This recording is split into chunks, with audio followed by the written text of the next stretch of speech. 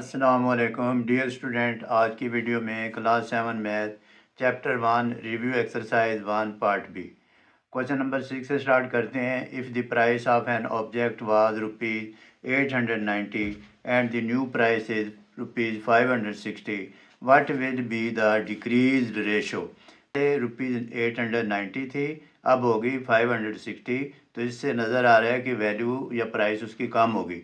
हमने फाइंड करना है what will be the decrease ratio, कि किस रेशो से ये जो प्राइस है डिक्रीज़ हुई है। अब हम सॉल्यूशन में पहले डेटा लिखेंगे, फिर हम सॉल्व करेंगे। लिखेंगे ओल्ड प्राइस, सॉल्यूशन लिखेंगे old price of an object is equal to ₹890। फिर हम लिखेंगे new price of an object is equal to ₹560। तो ये इसकी वैल्यू डिक्रीज हो गई है। द रिक्वायर्ड रेशो ये हमने फाइंड करनी है कि किस रेशो से ये डिक्रीज हुई है।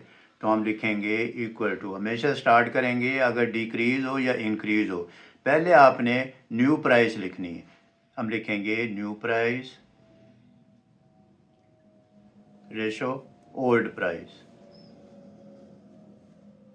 न्यू प्राइस है हमारे पास 560, वैल्यू पुट कर देंगे। ओल्ड प्राइस है 890। अब ये राइट साइड पे ज़ीरो है, इसके राइट साइड पे ज़ीरो है, तो ज़ीरो ज़ीरो से कट कर देंगे। फिर क्या करेंगे हम देखेंगे, तो ये 56 और 89 दोनों किसी भी एक नंबर पे रिड्यूस नहीं होते, तो इसका आंसर आ जाएगा 56:89। फिर हम नीचे लिख देंगे the decrease ratio is equal to, hence the decreased ratio equal to 56:89। Student अगर आप इसको चेक करना चाहें तो चेक भी कर सकते हैं। कैसे करेंगे, हम देखते हैं कि हमारे पास जो ओल्ड प्राइस थी वो थी 890। हम करते क्या हैं, पहले हम लिखेंगे इसको फ्रैक्शन में, लिखेंगे 56/89 मल्टीप्लाइड, जो इसकी ओल्ड प्राइस थी 890 उससे मल्टीप्लाइड कर देंगे। इससे रिड्यूस करेंगे तो ये 10 आ जाएगा। फिर 56 को 10 से मल्टीप्लाइड करेंगे तो 560 आ गया। इसका मतलब ये है कि हमने जो रेशो फाइंड की है ये करेक्ट है। Shopkeeper purchase 20 packets of almond for ₹16,000। How much he have to pay if he bought 25 packets. Shopkeeper ने 20 पैकेट आलमंड के ख़रीदे हैं, उसकी कॉस्ट है ₹16,000 और नंबर ऑफ़ पैकेट्स कितने 20, यानी 20 पैकेट्स की कॉस्ट है 16,000। How much he have to pay if he bought, अगर वो 25 पैकेट ख़रीदे तो वो कितने पैसे अदा करेगा, कितनी अमाउंट पे करेगा। तो अब हम सॉल्यूशन में लिखेंगे, इसके स्टूडेंट दो मेथड हैं, दोनों में आपको अंडरस्टैंड करवा देता हूँ। नंबर 1 है हमारे पास यूनिटरी मेथड।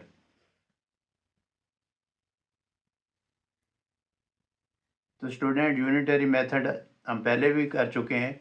इसमें ये होता है कि पहले हम एक यूनिट की कीमत फाइंड करेंगे और फिर जितने नंबर ऑफ यूनिट हों हमारे पास उसकी वैल्यू फाइंड करेंगे।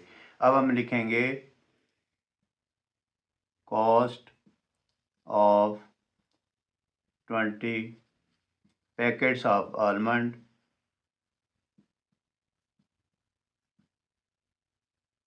Is equal to ₹16,000। फिर हम लिखेंगे कॉस्ट ऑफ 1 पैकेट। तो स्टूडेंट ये हमारे पास है unitary method. 1 packet of almond is equal to, अब 16,000 पे 20 को डिवाइड करेंगे। हम लिखेंगे 16,000 डिवाइड 20। एक तो ये है कि आप इधर ही रिड्यूस कर लें वैल्यू को, एक दूसरा तरीका ये है कि आगे जाके कर लें। तो ये मैं बता देता हूँ आपको कि पहले ये ज़ीरो से ज़ीरो कट करेंगे और इस पे डिवाइड कर देंगे तो 800 आ जाएगा हमारे पास आंसर। 800 एक पैकेट की कीमत आ गई। हमने फाइंड करनी है 25 पैकेट की। हम लिखेंगे cost of 25 packets of almond,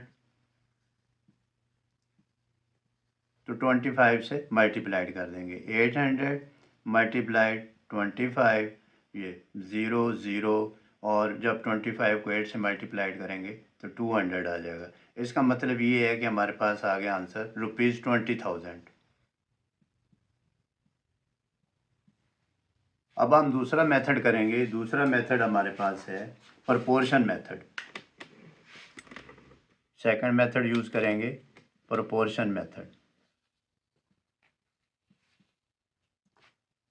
तो ये भी पहले हम अंडरस्टैंड कर चुके हैं। हम लिखेंगे नंबर ऑफ पैकेट्स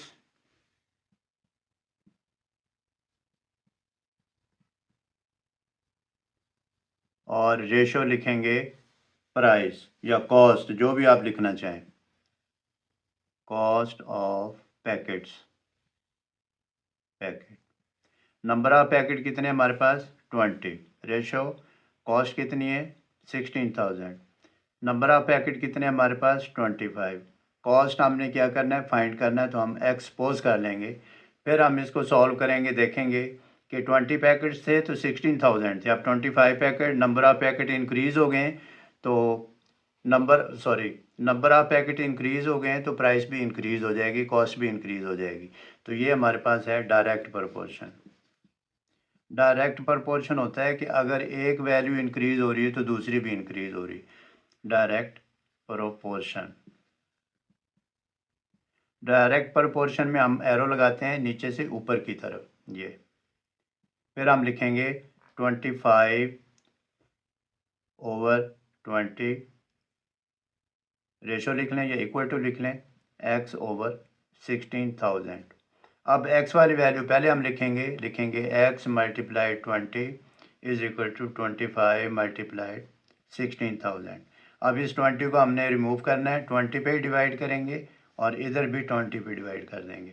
ये इससे कट हो जाएगी value x is equal to, फिर ये इससे कट हो जाएगी वैल्यू, फिर इससे करेंगे तो ये 800 आ जाएगा। 800 को 20 से मल्टीप्लाइड करेंगे तो 20,000 आ जाएगा।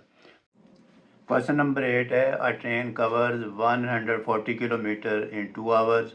What will be the speed of train per hour?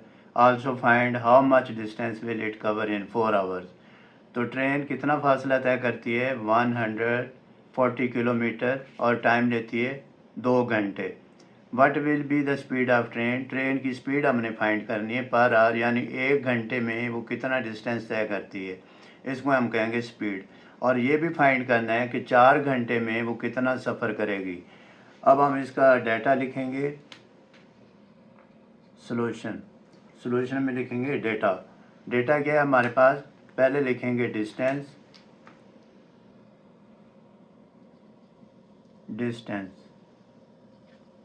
Is equal to 140 kilometer, unit साथ लिखना ज़रूरी है। फिर टाइम टेकन, टाइम लिख सकते हैं या टाइम टेकन, यानी कि कितना टाइम लिया उसने 140 किलोमीटर डिस्टेंस के लिए, तो ये 2 आवर्स। ये एच लिख लें साथ, शॉर्ट लिखते हैं हम। फिर हम लिखेंगे फाइंड क्या करना है, speed of train per hour. Speed of train per hour, ये हमने फाइंड करनी है। फिर स्टूडेंट अब हम फार्मूला लिखते हैं स्पीड फाइंड करने का। लिखेंगे फार्मूला, हम लिखेंगे speed is equal to total distance covered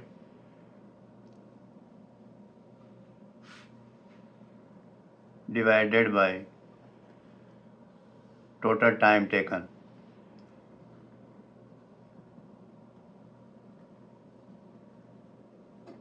अब टोटल डिस्टेंस कितना था student, divided by time taken 2 hours, ये।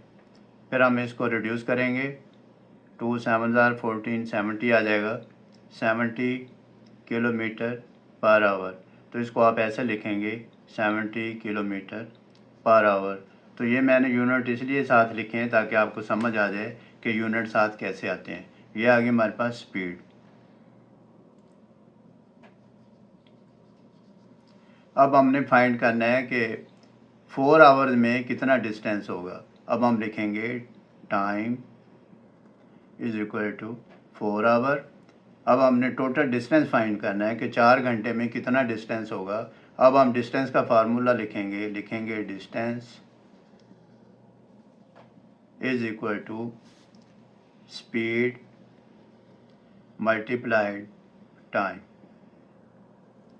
स्पीड कितनी है हमारे पास 70 किलोमीटर पर आवर और टाइम कितना है हमारे पास 4 आवर। ये एच यानी आवर से कट हो जाएगा तो ये आ जाएगा 70 को 4 से मल्टीप्लाइड करेंगे 280 किलोमीटर। तो स्टूडेंट मैंने आपको ये यूनिट भी अंडरस्टैंड करवा दिए कैसे कैसे इनके साथ यूनिट आते हैं। तो स्टूडेंट आपने इन क्वेश्चन की प्रैक्टिस करनी है। इंशाल्लाह you will be able to do this. Take care. अल्लाह हाफिज़।